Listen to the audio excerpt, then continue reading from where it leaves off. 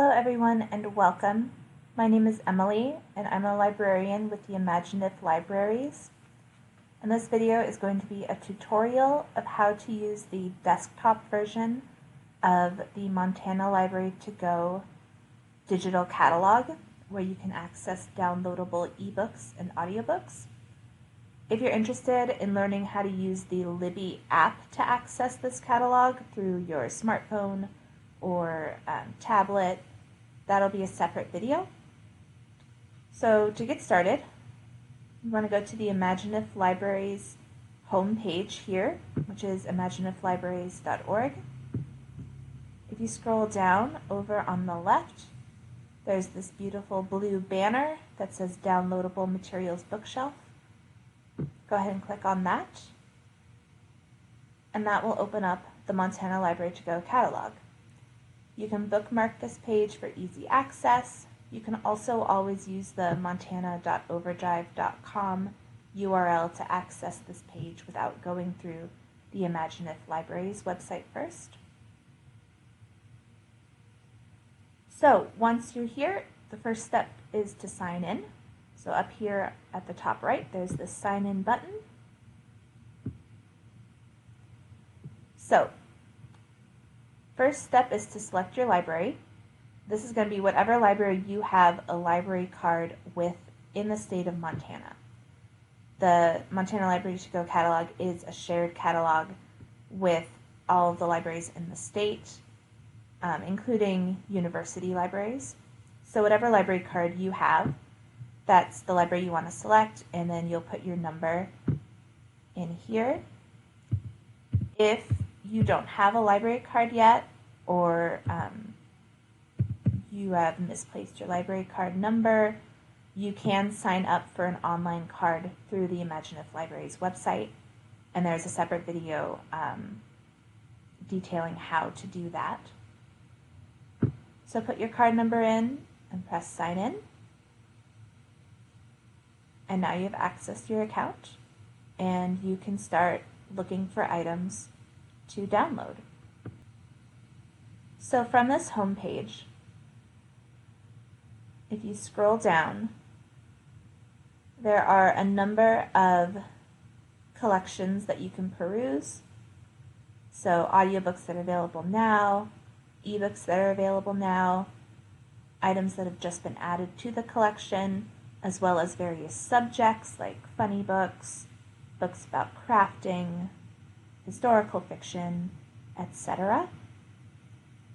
There's a lot of those on the home page here. If you scroll back up to the top, there's also up at the top left this subjects button that you can click on and browse any sort of subject you could imagine. So if you're looking for something specific, or if you're just looking for a title in a specific genre, this is a good way to get started. If you know exactly what you want, you can always use the search bar right here to search for a specific title, a specific author. And to go back to the home page, this logo up here in the top left will always take you back to this landing screen. So let's look at some titles that have just been added. So right away, you'll notice that these top 4 titles here all say place a hold on them.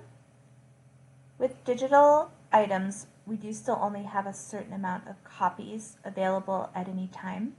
So if all of the copies are in use, you can place a hold on the title and wait for it to become available. To place a hold, you can just click place a hold.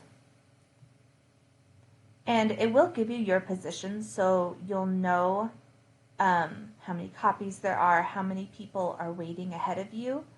And when the title is available, you'll get an email letting you know that it's ready, and then you can access your account and download that. What's also kind of cool is that Montana Library to Go does suggest similar titles that are currently available. So if you really just want something to listen to right now, those will give you somewhere to get started if you'd like.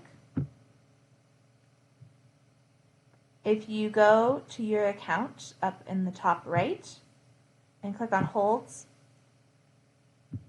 you can view all of the items that you have on hold, and it will give you an approximate wait time, so you'll know about how long you could be waiting for this title. If you click on a title, you can get more information about it. So you'll get a description, like a summary. You can see who the publisher is, when it was published. You can read reviews. You can also read a sample or listen to a sample if it's an audiobook to decide whether it's something that you're actually interested in reading. If you want to keep track of this book, maybe you'll be interested in it at a future date, but you're not ready to read it right now, you can add it to your wish list, which you can then access through your account. From the Just Added screen again, if you would rather only see items that are currently available to check out, over on the left-hand side, there are all of these limiting factors that you can use to limit the search criteria. So under availability, for example, you can select available now. And so all of the items that you would have to put on hold and wait for have now been hidden, and you're just seeing the items that are currently available that you can go ahead and borrow right now. So if you found one that you were interested in and you decide you want to check it out, you press this borrow button. You can select to borrow it for either 7 or 14 days and then press borrow. So you can start reading right away, and you can, as you can see, there are 3 options here. You can read now with Kindle.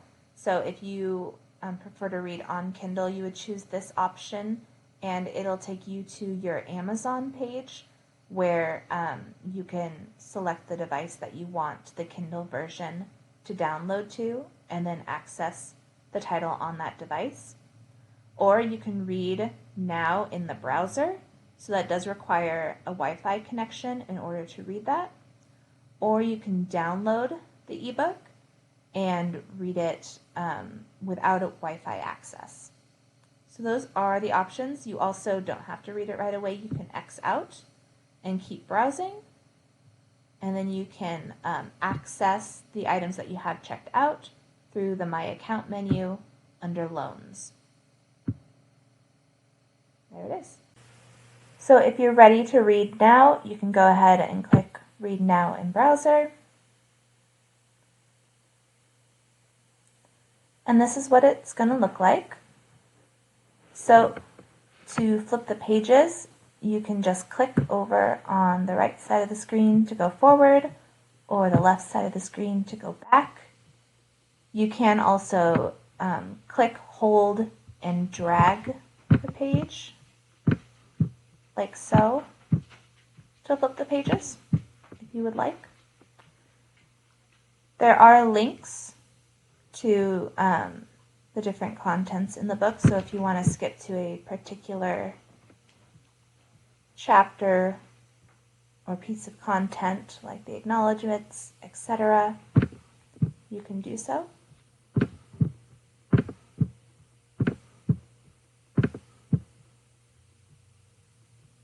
And that is how you read the ebook. Now let's go ahead and look at some audiobooks. So I'm going to go back to our Just Added collection. So using the limiting factors over on the left side of the screen, I want to limit my search results to just audiobooks, because that's what I am interested in right now. We want to do available now as well. Oh, look at that. That helped me choose, I suppose.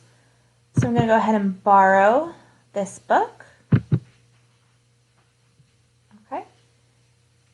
So let's listen to it now.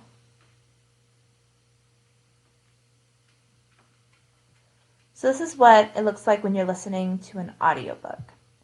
Obviously, you would press play to play. There is this record of where you are within the audiobook down at the bottom. And right here, it shows you how much time you have left to listen to the audiobook. So this audiobook is 8 hours, 37 minutes, and 48 seconds long.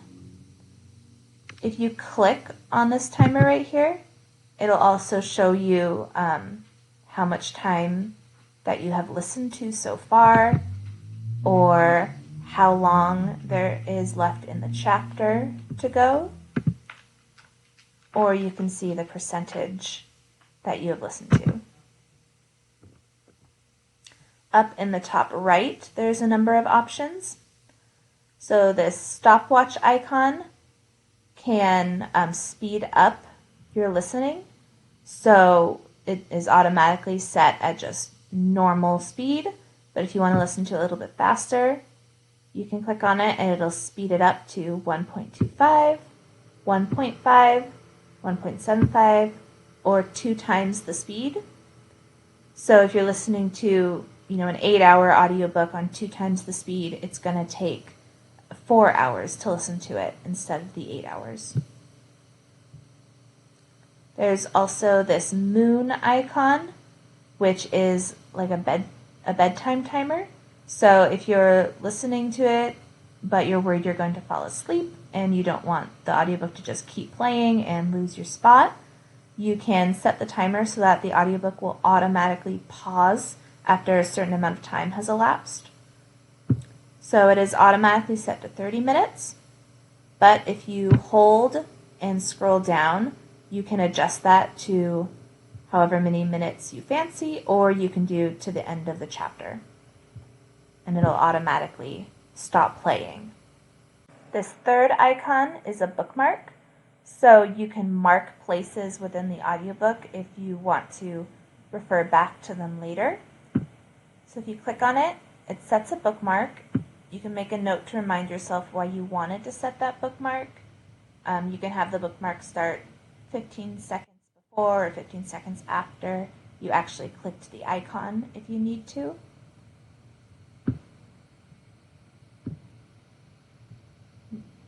If you click on, like anywhere on the screen in the middle here, you can also go 15 seconds back, 15 seconds forward. So if you just lost your train of thought for a minute, realized you weren't paying attention, you can just go 15 seconds back to re-listen to what you just heard. The 3 menu lines here give you some options as well. You can skip around throughout the book if you want to skip to a specific chapter. You can see the bookmarks that you've set here. And then, of course, tips and secrets. There's lots of stuff to explore beyond just the basics. And that is basically it of how you listen to an audiobook. Here we can see our 2 items that we have checked out. You'll notice that the audiobooks are not available on Kindle, just the ebooks. And you might see where it says here you can borrow 3 more titles. So we have 2 items checked out. The account is limited to 5 titles per month. You can also have only up to 10 holds at a time. You can renew items that you have checked out if you're not quite done with them yet, as long as no one is waiting for them. The renewal is not available until 3 days before the title is due, however. So if you do want to renew, you would come here to your loans, and where it says return, there'll be an option to renew. But that, again, is only available within 3 days of the title's due date. So,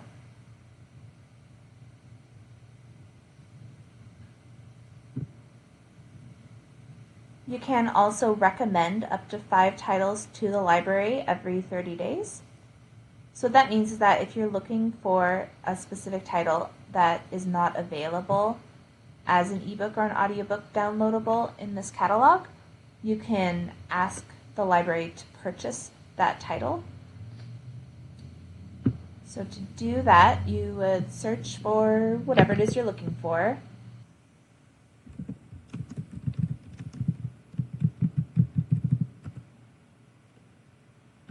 For example, this is an item that we do not currently own. It says we couldn't find any matches. So then if you look down here where it says not owned, the ebook and the audiobook are available through Overdrive for the library to purchase. So if you thought to yourself, I really want to read the ebook of this title, you can click recommend. And if the library does purchase it, you'll be emailed when it becomes available because it will automatically go on hold for you. You can see all of the titles that you've recommended under the My Account menu under Recommendations. So that is pretty much it as far as the basics of using the Montana Library to Go catalog are. If you have any further questions about how to use Montana Library to Go, you can always email us at asklib@imaginithlibraries.org. If you're interested in learning how to use the Libby app to access Montana Library to Go, that'll be in a separate video that you can find on our YouTube page. All right, thank you for watching.